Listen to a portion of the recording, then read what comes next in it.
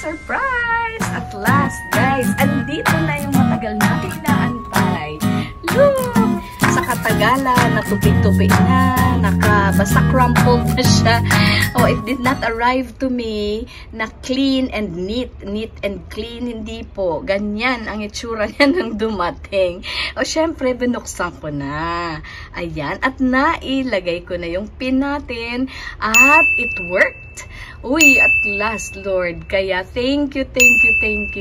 Thank you po sa lahat din ng sumuporta kay Simply Jane. Salamat po. At ngayon po, syempre, magsisipag na ako, no? Wow, ano yan? May 20 yung arrival niya. Opo, alam nyo po, nag-ano pa ako, ask ako ng resend.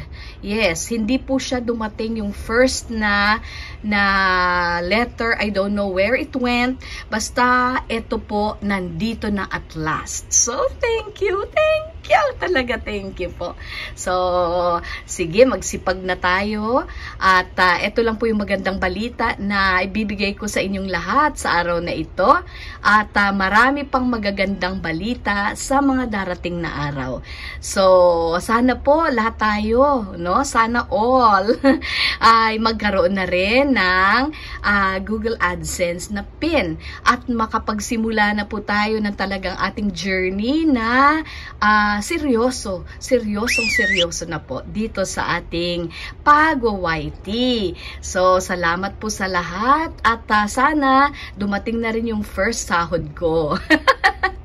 Sa katagalan ng pag-aantay, meron din po palang katapusan. So, wag lang pong mawala ng pag-asa. Muntika na po si Simply Jane talagang mag-give up eh. Pero, ayan, oo, pakonti-konti. Ang sama ng loob, no? Nakakasama ng loob kasi.